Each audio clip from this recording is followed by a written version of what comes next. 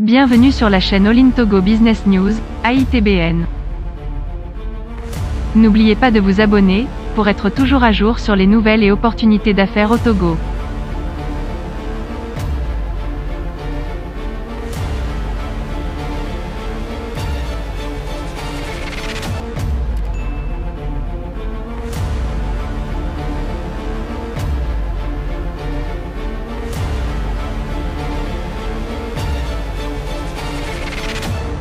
Salut chers abonnés, visiteurs de la chaîne All in Togo. Aujourd'hui, nous allons vous présenter le webinaire d'information de l'OTR organisé pour sensibiliser les importateurs, exportateurs togolais, mais aussi étrangers, qui sont dans le commerce transfrontalier entre le Togo et les pays de la CEDEAO ou de l'UEMOA. Il s'agit principalement d'expliquer en détail l'une des réformes déjà en vigueur, je répète déjà en vigueur depuis 2020, et qui contribue à fluidifier davantage le trafic au niveau du port autonome de Lomé.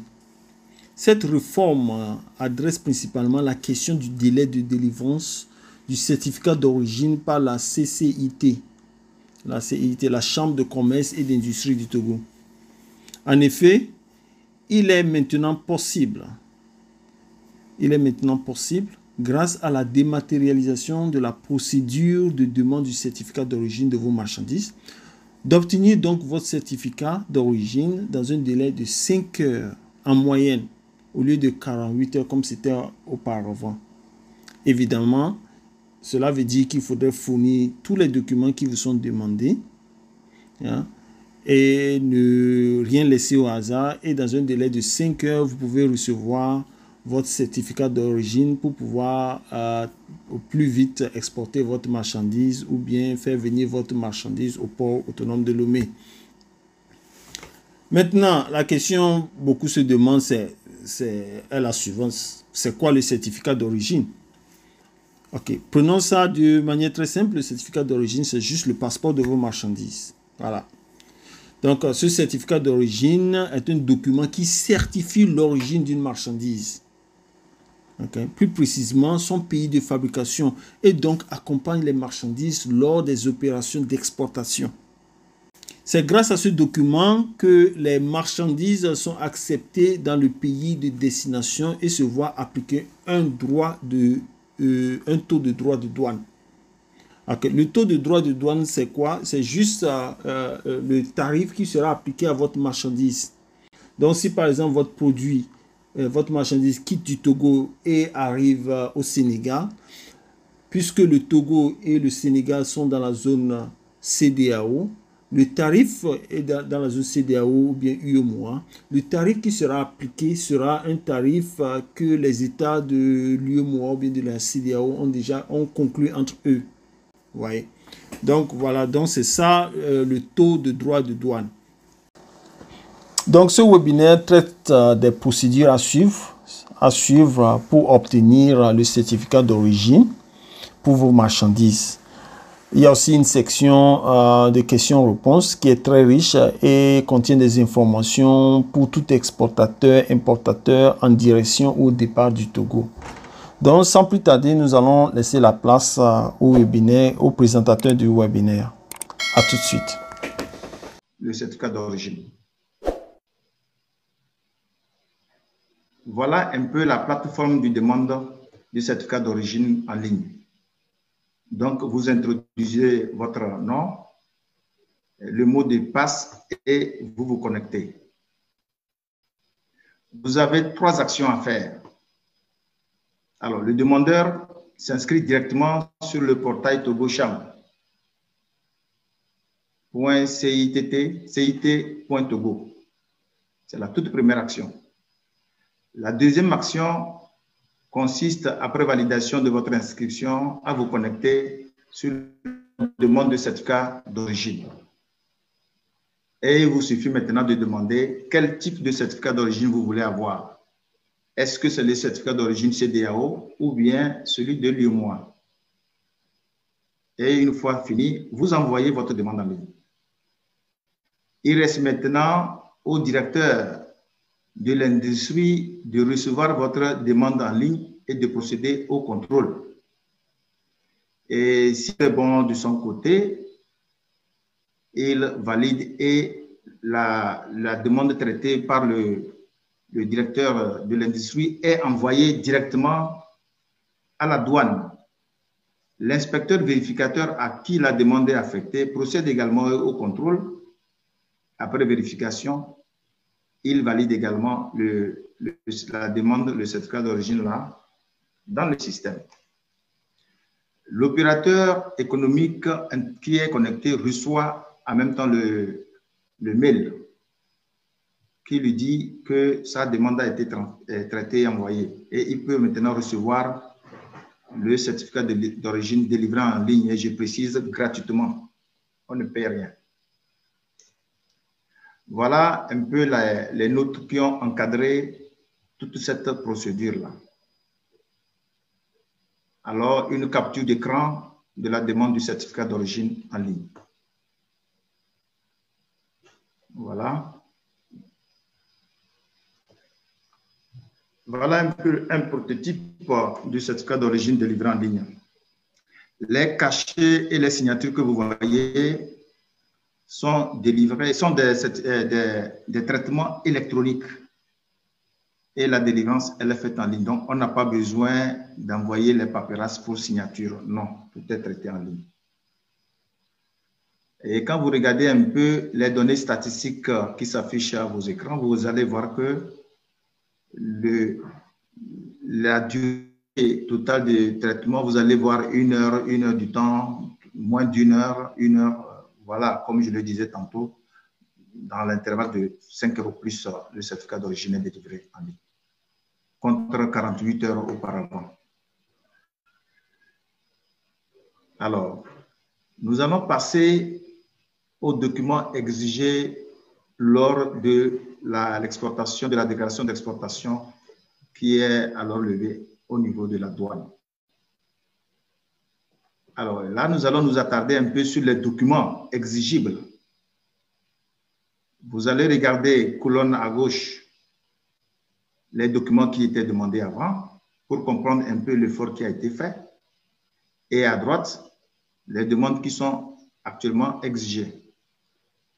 Alors, vous allez voir qu'auparavant, on demandait la facture commerciale. Elle est d'actualité. L'attestation d'exportation, je précise qu'elle est exigée au cordon douanier pour les envois dont la valeur dépasse 10 millions de francs CFA. Et donc, si la valeur FOB n'atteint pas ce montant, on n'a pas besoin de fournir l'attestation d'exportation. Le carnet TRI, le carnet transit régional inter-État, il n'est plus exigé. La liste de colisage à l'exportation n'est pas exigée. Le DFU, également, nous l'avons dans le GUS. Le certificat d'origine, comme je le disais tantôt, il est délivré en ligne. Donc, on n'a besoin de se tracasser pour ça. Le connaissement, nous l'avons dans notre système. Vous voyez le nombre de documents qui sont partis à travers cette réforme-là. Et on n'a actuellement qu'au plus 3 documents à l'exportation. À l'importation, il faut dire que depuis le 30 janvier 2019, les commissionnaires agréés en douane ont eu la possibilité plutôt d'envoyer électroniquement à la douane et via notre système Sidonia les déclarations en détail ainsi que les originaux des documents de dédouanement contre un dépôt physique 1 an plus tôt. Qu'est-ce qui se passait avant? La déclaration en détail est balancée dans notre système et tout un lot de documents est déposé physiquement au niveau de la douane avant que le vérificateur ne commence son contrôle. Aujourd'hui, il est donné alors possibilité aux déclarants de numériser tous ces documents et de les annexer à la déclaration en détail balancée dans notre système. Alors, ceci permet aux vérificateurs de recevoir tous ces documents en ligne et de procéder au contrôle documentaire et de donner suite sans forcément avoir besoin de la présence du déclarant au cordon douanier. Ceci offre alors une certaine célérité et une rapidité dans le traitement des déclarations. Donc, c'est un gain de temps Et les Allemands, les Français disent souvent « time is money ». Vous voyez déjà comment l'Office togolais accompagne les opérateurs économiques. Donc, après étude documentaire, il y a cette possibilité de mettre en ligne tous les documents exigés. Je veux dire le bon à conduire. Et le bon à conduire, c'est un document qui est émis par le vérificateur pour demander ou requérir la présence du déclarant pour la visite physique des marchandises. Le bon à embarquer, il est également délivré en ligne.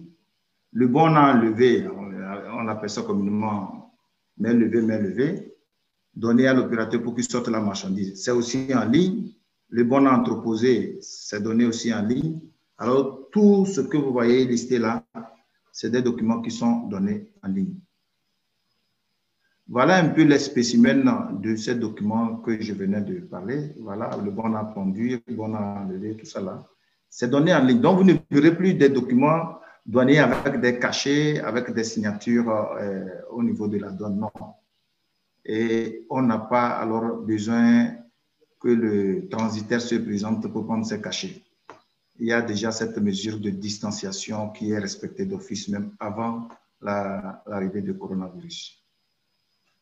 Voilà un peu les autres documents. Voilà l'avis aux opérateurs économiques envoyés pour déjà encadrer toute la démarche. Alors, les documents exigibles à l'importation. Vous verrez, colonne à gauche, il y a l'attestation de vérification qu'on appelle ADV. Il faut dire que l'administration des douanes, depuis cette année, a internalisé ses fonctions et donc a rompu le contrat avec Cotecna. Et donc, l'ADV n'est plus exigible. La licence d'importation n'est exigée que pour les importations soumises à une réglementation particulière. La question était posée aux opérateurs économiques de savoir est-ce que l'importation des pièces détachées nécessite une licence d'importation. On leur a dit non. Mais je crois que la réponse donnée par certains disait oui, non, la licence d'importation n'est pas exigée pour l'importation des pièces détachées.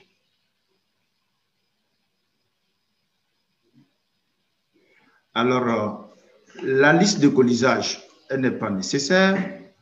La facture commerciale, oui, on a besoin de cette facture pour comprendre un peu la valeur en douane de la marchandise importée. L'attestation d'importation, elle est exigée au niveau de la banque où les opérations d'envoi des fonds est domicilée par les opérateurs économiques. Donc, ce n'est pas un document exigé au cordon douanier. Le connaissement, il est valable, on a besoin de lui. Le bordereau électronique de suivi des cargaisons également est demandé. Alors, le document de frais unique, nous l'avons dans notre système. Le bon à enlever, il est délivré par nos soins en ligne. L'autorisation d'échange, elle est signée puis mise à disposition chaque mois. Le certificat COLAS n'est plus là, on ne demande rien. Voilà, au finish, on se retrouve avec essentiellement 3 documents au cordon douanier. 3 documents qui sont la facture commerciale, le connaissement et puis le bordereau électronique de suivi des cargaisons. Vous voyez que beaucoup de papiers sont partis en l'air pour simplifier la procédure et alléger la tâche aux opérateurs économiques. Voilà l'avis qui a été envoyé aux opérateurs économiques pour les informer de ce qui se passe. Alors, on va parler de la dématérialisation de la procédure d'enlèvement des marchandises.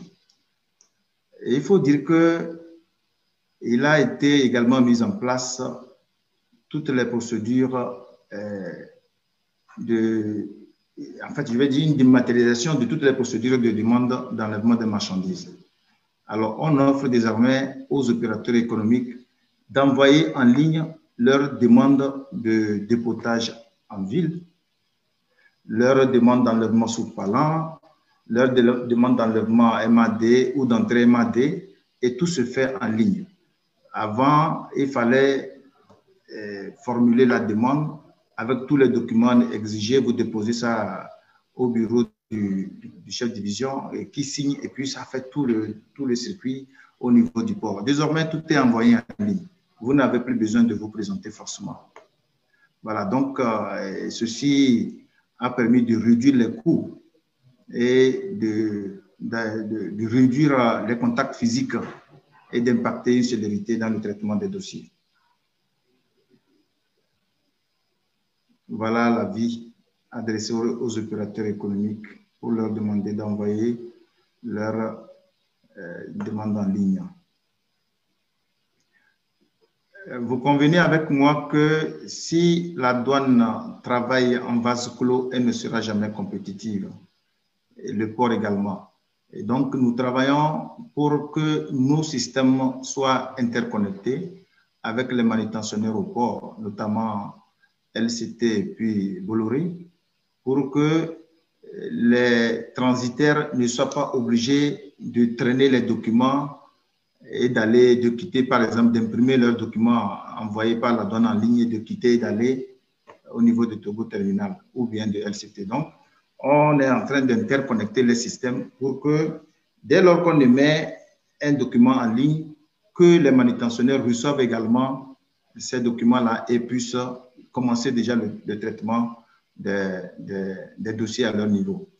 Alors, il faut dire que Togo Terminal, dans la démarche de cette dématérialisation, offre également à sa clientèle la possibilité de paiement en ligne via, bien sûr, EcoBank. Et LCT n'est pas du reste. LCT offre également à ses clients d'effectuer le paiement en ligne via NCA Bank. Et tout ceci à la recherche de la célérité. Voilà un peu tout le travail qui est en train d'être fait avec des captures d'écran, puis des notes de service. Et voilà. Donc, les consignataires également ne sont pas du reste. Il y a eu des notes de service qui ont été prises pour demander aux consignataires de nous déposer les manifestes 24 heures au plus tard avant l'arrivée du navire. Ceci dans le but de permettre aux opérateurs économiques de lever les déclarations anticipées et de gagner du temps dès lors que la marchandise est débarquée. Donc, ils peuvent sortir leur conteneur dans le délai de 24 heures. Ceci est possible. Actuellement, cela se fait aisément. Voilà, donc ça permet également d'offrir une certaine possibilité aux opérateurs économiques de procéder également aux échanges de connaissements et tout ce qu'il y a comme document à faire au niveau de tous les acteurs et de se tenir prêt. Une fois le navire accosté, tout se passe alors très vite. Nous avons, dans le cadre des contrôles non intrusifs, obtenu un scanner de dernière génération qui est au niveau de LCT. Ce scanner offre la possibilité de scanner 600 conteneurs l'heure. Actuellement, il faut dire que la crise sanitaire que nous subissons a impacté un peu sur la mise en place de ce conteneur, de cet outil très performant, mais nous faisons avec les moyens de bord. L'ancien scanner qui est là tourne désormais 24 heures sur 24. C'est dans le but de gagner le temps et d'éviter les contrôles intrusifs. Voilà un peu les notes de service qui accompagnent. Et tout ça, là, c'est pour toujours informer les opérateurs économiques de tout ce que nous faisons. Alors, au niveau de la douane également, il faut dire que les contrôles ou les inspections sont basés sur ce qu'on appelle l'analyse des risques. Un comité a été mis en place à cet effet. Et aujourd'hui, nous sommes à une gestion automatisée des risques qui nous permet de nous occuper essentiellement que des envois à risque et des opérateurs indélicats. Ainsi, nous ne perdons pas le temps pour tout contrôler. Le peu qu'on contrôle, est fait par scanner et avec toute une analyse des risques qui accompagnent. Nous avons mis là 50% des déclarations qui sont sur le contrôle. Je crois qu'on est maintenant à moins de 50% des déclarations qui sont contrôlées. Et les envois de pièces détachées ne retiennent plus notre attention parce qu'on a tellement regardé qu'il n'y a plus de risques. Maintenant, on ne contrôle même plus. Dans le cadre de la réduction également des coûts, il faut dire que le commissaire des douanes a pris des notes pour supprimer le travail extra-légal qui était perçu sur les escortes. Et il y a encore un travail qui est fait pour réduire d'une façon substantielle également le TL sur certaines opérations. Donc, quand il s'agit des opérations d'escorte, ce n'est plus payant. Nous le disons haut, si quelqu'un vous réclame les frais d'escorte, dites-lui que ce n'est pas payant, ce n'est plus payant. Voilà. C'est le but recherché par ces présentations pour dire quand on supprime les frais, il faudrait que les opérateurs économiques reçoivent le signal, reçoivent le feedback et ressentent que vraiment tout est moins cher au niveau du port. Voilà des notes de service qui sont divulguées pour sensibiliser les opérateurs économiques. Alors, concernant les infrastructures au port, il faut dire que les travaux de réhabilitation, de rénovation des chaussées et terre-plein ont été effectués et achevés depuis décembre 2019. Ceux qui ont eu la chance de faire un tour au port peuvent en témoigner. Donc, il y a des tracés qui sont effectués pour maintenant simplifier la circulation. Maintenant, quand vous allez au port, vous allez voir que la circulation elle est rendue très fluide. Et il n'y a plus toutes ces difficultés qu'on avait avant de circuler à l'intérieur. Tout est rendu très fluide. Alors, les perspectives. Il faut dire que les réformes que nous avons engagées sous l'autorité de la cellule du climat des affaires ne peuvent donner leurs résultats escomptés si les autres acteurs se mettent à l'écart. Alors, le plan national de développement lancé interpelle tous les acteurs de la plateforme portuaire, surtout quand on veut parler de l'axe 1 de ce plan. Alors, nous travaillons pour que tous les acteurs s'impliquent activement et que les systèmes puissent être interconnectés. Aujourd'hui, nous ambitionnons d'impliquer davantage les services phytosanitaires, les vétérinaires, l'unité mixte de contrôle de conteneurs, les directions des pharmacies, le ministère de la Défense et tous les acteurs au port pour que nous puissions mener nos actions communes pour impacter une certaine célérité et rendre le port compétitif. Alors, je dirais que l'ensemble des mesures citées ont permis, ça ce n'était pas à moi de le dire, il fallait que les gens témoignent qu'aujourd'hui quand vous allez, il y a une réduction tant sensible des coûts et une réduction du délai du traitement des marchandises. Et quand vous voyez le dépotage des conteneurs ne se fait plus à l'intérieur du port si ce n'est pas pour les marchandises destinées en transit. Alors, nous avons revu notre organigramme et mettre à la disposition des opérateurs économiques une section chargée de la visite à domicile, et ceci dans le but d'aller faire les visites si c'est nécessaire dans les installations des opérateurs économiques avec l'appui bien sûr du scanner. Donc, c'est dans la démarche sécuritaire que nous nous engageons pour faire en sorte que les opérateurs économiques soient totalement satisfaits. Dès lors que vous avez votre conteneur qui est là pour la consommation, ce n'est pas ouvert au port, on l'installe, on convoie tranquillement la marchandise chez vous et puis on vient, ce qu'il y a à faire, on fait le contrôle.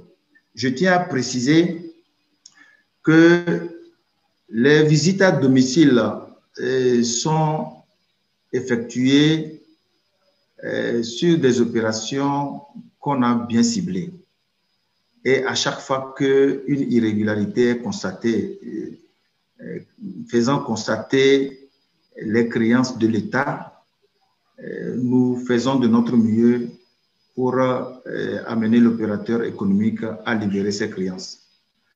Et au niveau de la douane, on dit souvent que les marchandises constituent le cache des droits de douane. Imaginez que le contrôle se fasse plutôt à l'intérieur. On n'allait pas laisser la marchandise sortir si telle est qu'une irrégularité est constatée.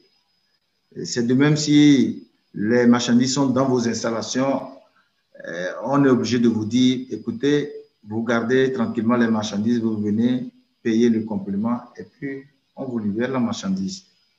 Voilà. Donc, il faut dire que nous travaillons pour que tous les acteurs de la chaîne logistique s'impliquent activement pour que le port soit réellement un port compétitif et un hub par excellence pour répondre alors aux exigences de l'axe 1 du plan national de développement. Je vous remercie. Vous pouvez poser des questions s'il y en a. Monsieur Chalom, vous avez la parole. Ok, merci beaucoup, mon colonel. Je tiens tout d'abord à vous remercier pour cette présentation. Merci aussi aux organisateurs. J'ai une petite doléance rapidement. Est-ce que c'est possible qu'on ait votre présentation, le fichier, dès la fin de cette rencontre? Alors, ma question est que malgré toutes les réformes engagées au niveau du port, il y a certains qui continuent dans les vieilles habitudes.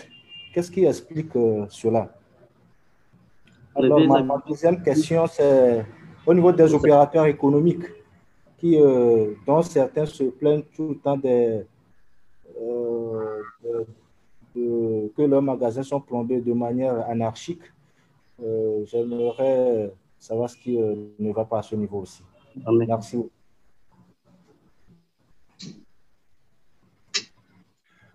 Vous permettez que je réagisse au fur et à mesure. Peut-être que les réponses données peuvent satisfaire déjà certaines préoccupations. Exactement. Alors, vous avez parlé de certains qui sont encore dans les vieilles pratiques. C'est ça, exactement. Oui. Et il faut dire que la réforme, elle est lancée et toutes les fois que nous avons l'occasion, nous ne cessons de parler et de sensibiliser, de former et pour que nous soyons tous au même niveau de compréhension de la réforme. C'est vrai qu'on pourra parler de certains comportements réfractaires à la réforme. Même quand vous voulez faire une réforme qui arrange l'être humain, vous allez comprendre qu'il va d'abord résister, même si c'est pour son bien. Avant de venir après te dire, ah mais je ne savais pas, mais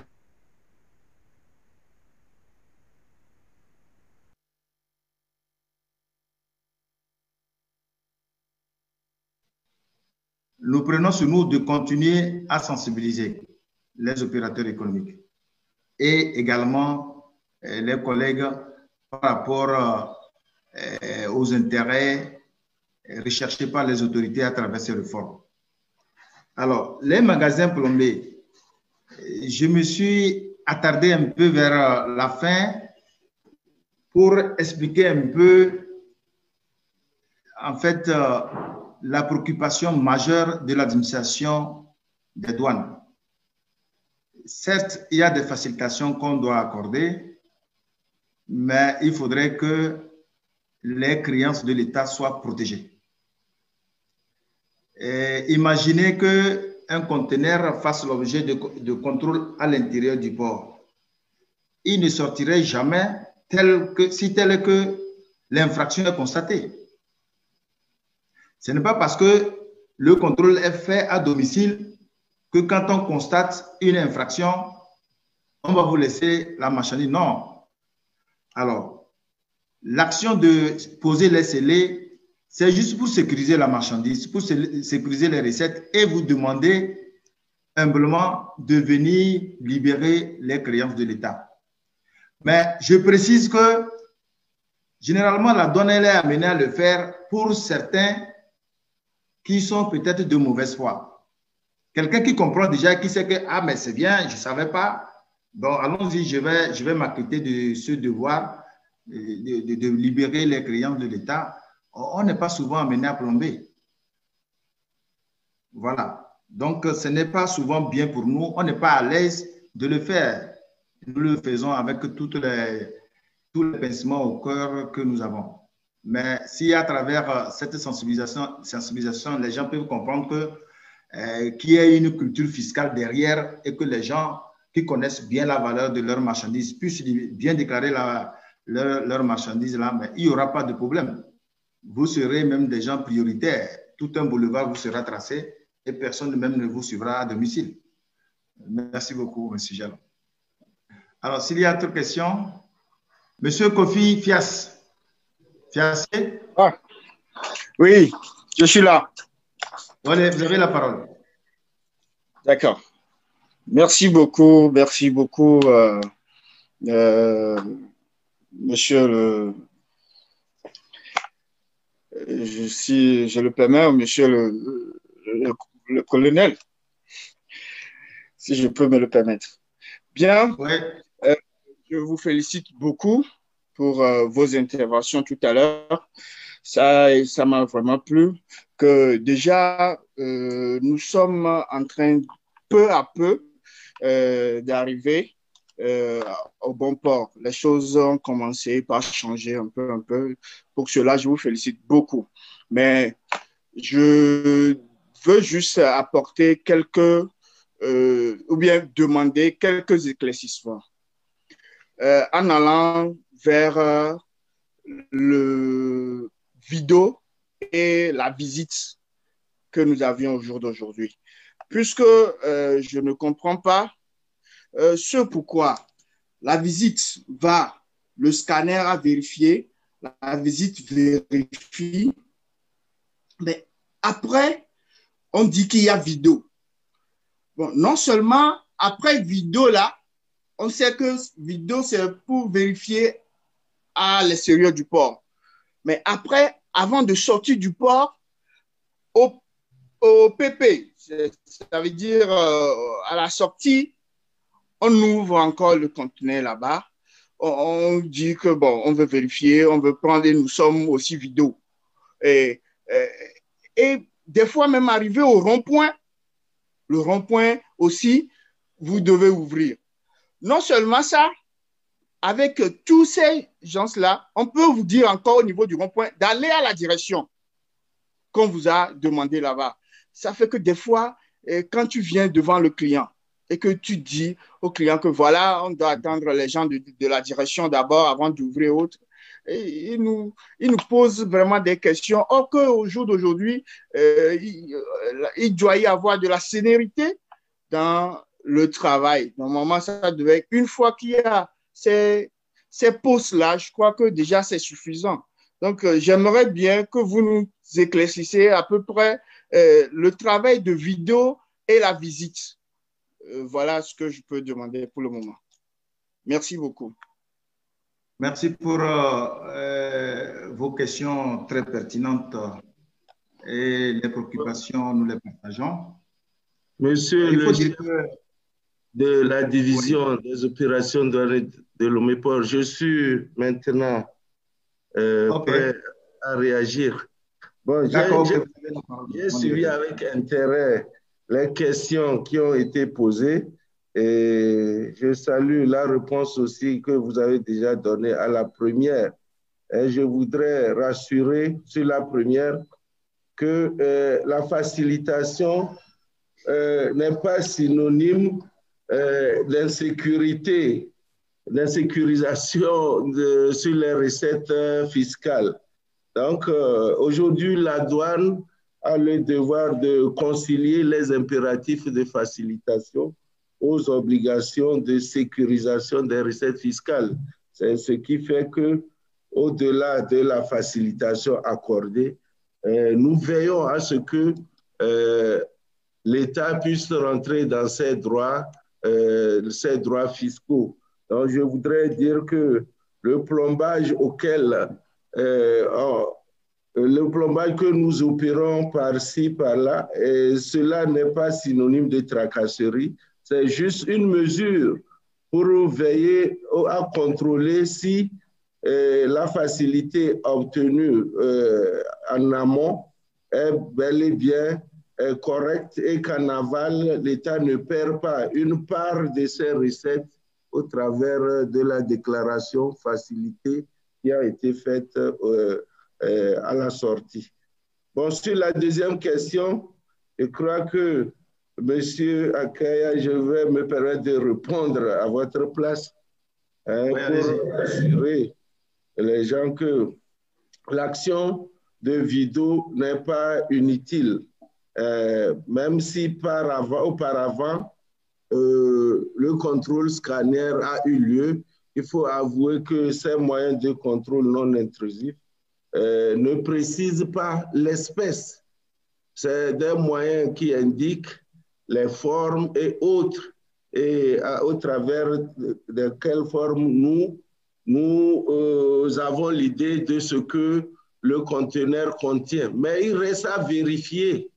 Il reste à vérifier au domicile si l'espèce bel et bien constatée par le scanner au départ répond bien à ce que physiquement, le vérificateur Vido vient de constater sur le terrain.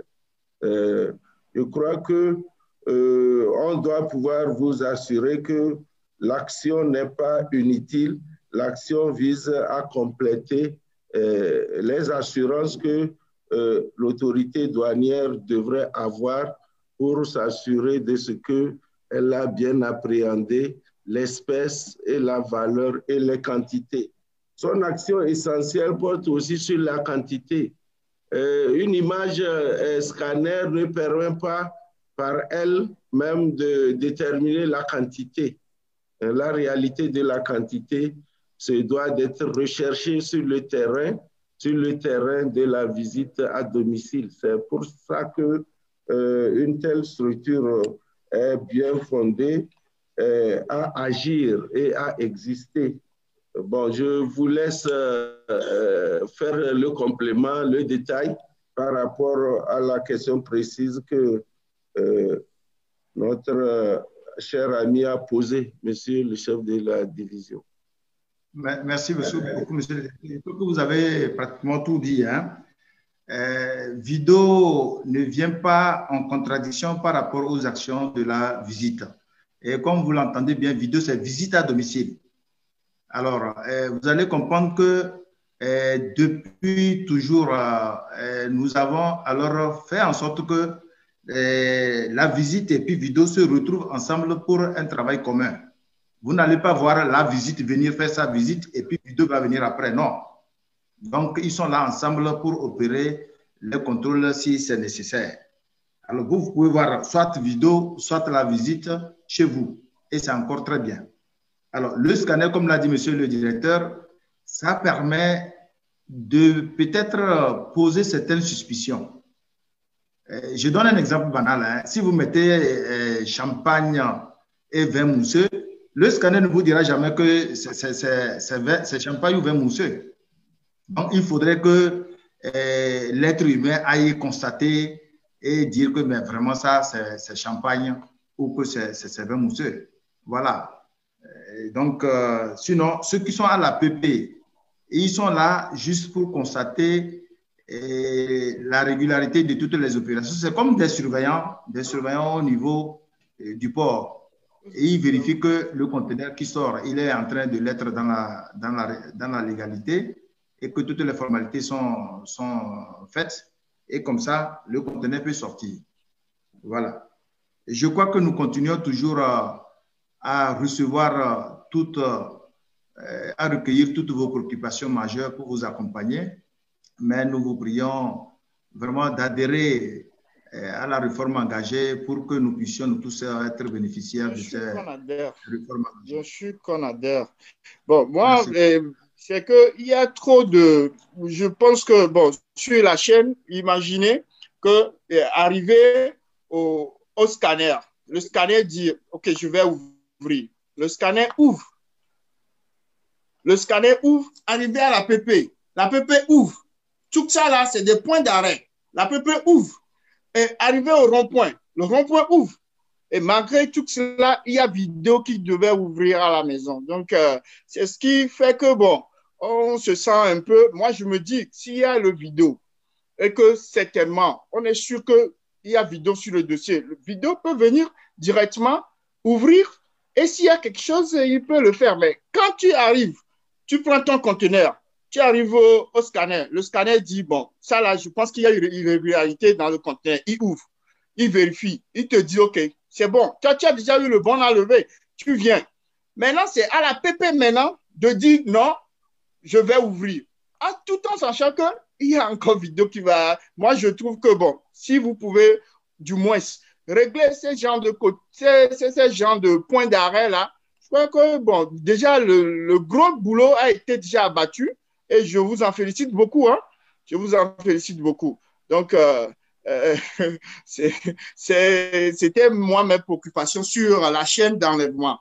Après, bon, s'il y a d'autres questions qui vont en venir, je vais laisser mes confrères évoluer avec d'autres questions et on va revenir encore. Merci beaucoup. Merci pour votre contribution. Nous l'avons noté.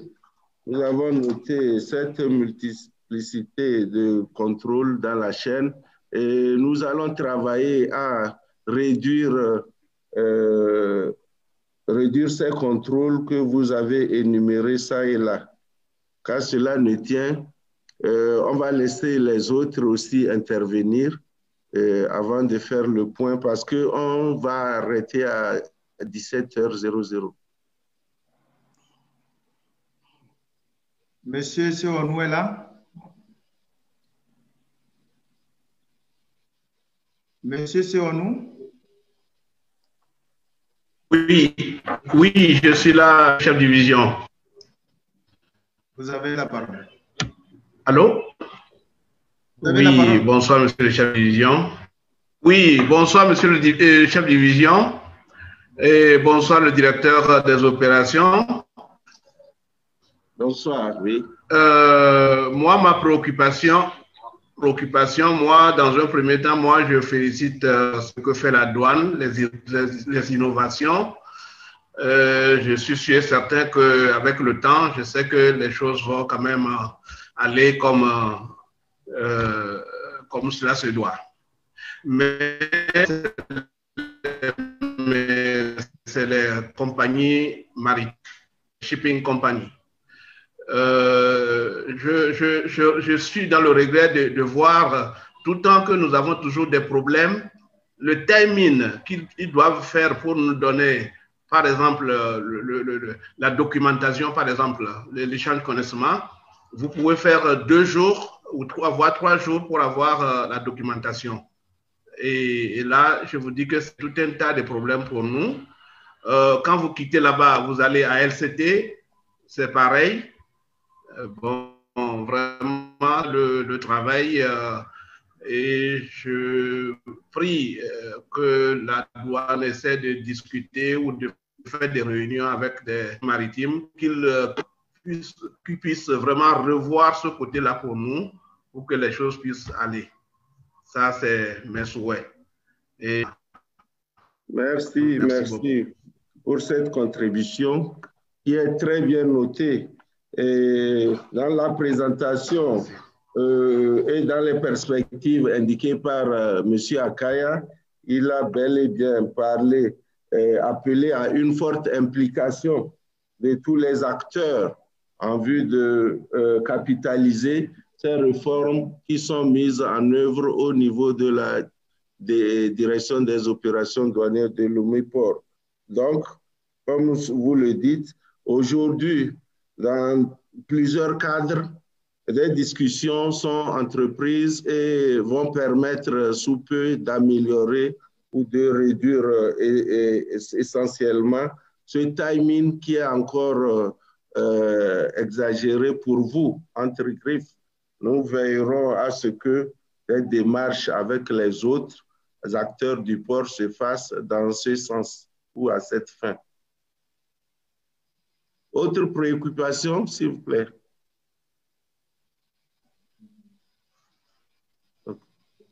Bon, on nous accorde... Monsieur Girokou, c'est ma préoccupation vraiment si les compagnies vraiment... On nous accorde une dizaine de minutes en plus. Hein. Okay. D'accord. Oui.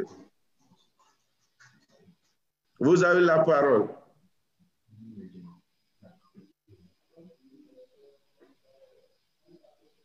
Monsieur Penima. Ouais, je sais pas. Monsieur Penima est en ligne. Oui, monsieur le chef division, bonsoir. Oui, bonsoir, vous avez la parole. Ouais, je salue la qualité de la présentation qui nous permet d'avoir un trop parfum de tout ce qui se passe au port.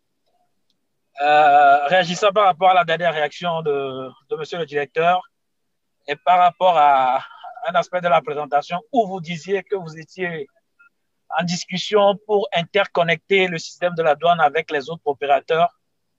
Alors, il m'est venu à l'idée de savoir finalement le guichet unique dans tout ça se met où? Et quand je prends la préoccupation du précédent intervenant qui dit il faut sortir ici, aller encore ici, imprimer les papiers, aller ici, je voudrais savoir la place du guichet unique qui est déjà une réalité depuis bien longtemps dans toutes les réformes actuellement en cours. Merci, monsieur le chef de division, merci, monsieur le directeur, et voilà. Oui, merci, bien, chers collègues. La question est bien notée. Vous interrogez sur la place du guichet unique dans ce contexte qui a été évoqué. Je voudrais vous affirmer que le rôle du guichet unique est de plus en plus affirmé et confirmé dans ces réformes engagées par la division des opérations douanières de Lomé-Port. N'oubliez pas que sur certains aspects de ces réformes, le guichet unique est activement impliqué et participe. Peut-être que sur des aspects opérationnels, douaniers, ça se restreint à l'unité douanière, mais sur des aspects paiement, bon enlevé, DFU, etc., vous vous souvenez bien que leur rôle est de plus en plus affirmé et restera d'un haut niveau autant que la douane les appelle pour encore mieux faire. C'est ce que je peux vous dire parce que à demi-mot, vous me comprenez bien. Bon, je vais demander au chef division Akaya de donner la parole à Shalom. Shalom lève la main depuis un certain temps. Et après quoi, on va devoir clôturer. Et alors, merci beaucoup. J'aimerais poser une dernière question. La réforme, elle a été implémentée au niveau de la division du port. Et les retours qu'on a, c'est qu'il y a une satisfaction. Donc, j'aimerais savoir s'il est envisagé que la réforme soit implémentée au niveau des autres unités douanières qui sont au niveau du Togo. Merci pour la pertinence de cette intervention. Vous savez, l'unité douanière du port a été prise comme un site pilote. Aujourd'hui, sur beaucoup de réformes, nous notons une réussite.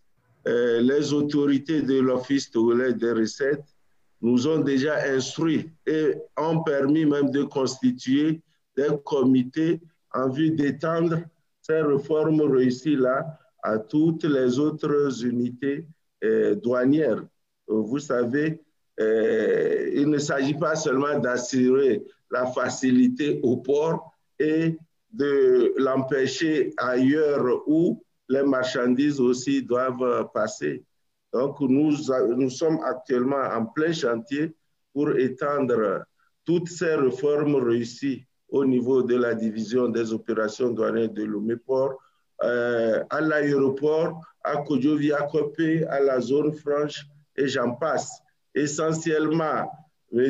Akaye, dans sa présentation, a parlé de la dématérialisation. C'est, disons, l'œuvre phare qui a permis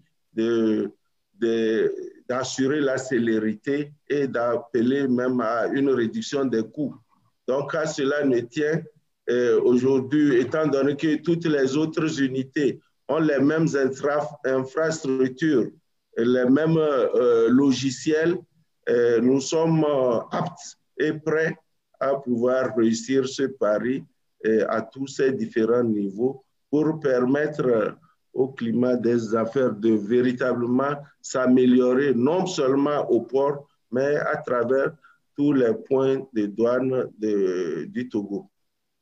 Nos bureaux restent ouverts, totalement ouverts pour d'autres discussions qui n'ont pas pu passer ici.